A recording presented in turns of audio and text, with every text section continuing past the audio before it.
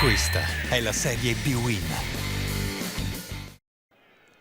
Il Bari torna a casa nell'8ª giornata di Serie B-Win. I pugliesi, dopo l'esilio ad Andria con la Pro Vercelli, ritrovano il San Nicola col nuovissimo prato per la gara contro il Vicenza. Biancorossi senza Clayton squalificato, al suo posto c'è Altobello. Nel 3-4-3 iniziale tra gli ospiti, senza Padalino e Rigoni, Breda si affida al 3-5-2 con Malonga in avanti supportato da Misuraka.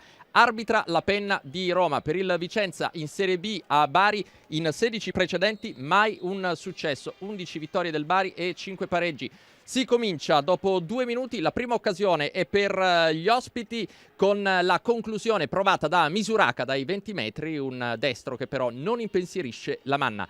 La replica dei padroni di casa, il destro provato da Bellomo già in gol nella gara interna contro la Pro Vercelli, stavolta però la conclusione non può creare problemi a Pinsoglio. Minuto 14, grande combinazione all'interno dell'area di rigore tra Caputo e Junco. In tilt la difesa del Vicenza, arriva a rimorchio Bellomo che cerca la conclusione, destro però troppo aperto e senza la necessaria coordinazione, il pallone che si perde sul fondo.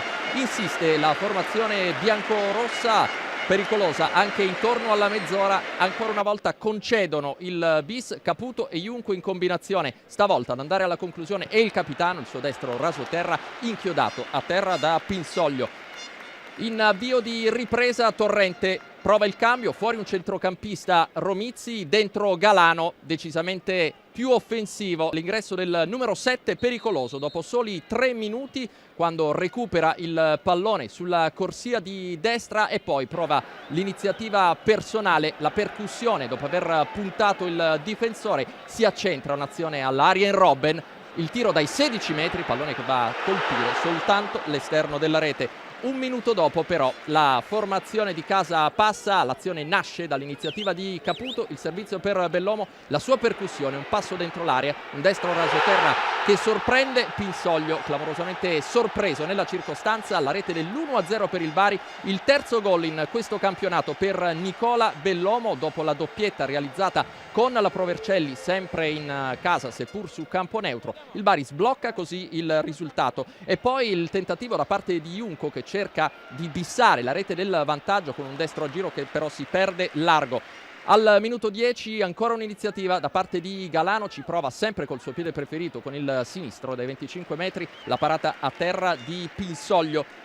Un minuto più tardi, grande opportunità per Ciccio Caputo sulla punizione di Polenta, si trova liberissimo di colpire sul primo palo, il suo destro però finisce altissimo. Dall'altro lato si vede il Vicenza con l'iniziativa del nuovo entrato Giacomelli, entrato in campo al posto di Pinardi, incrocia il destro, la parata a terra di Lamanna. Grande opportunità poi al minuto 31 sulla botta dai 30 metri di Capitan Pisano, deve volare Lamanna per mettere il pallone sopra la traversa.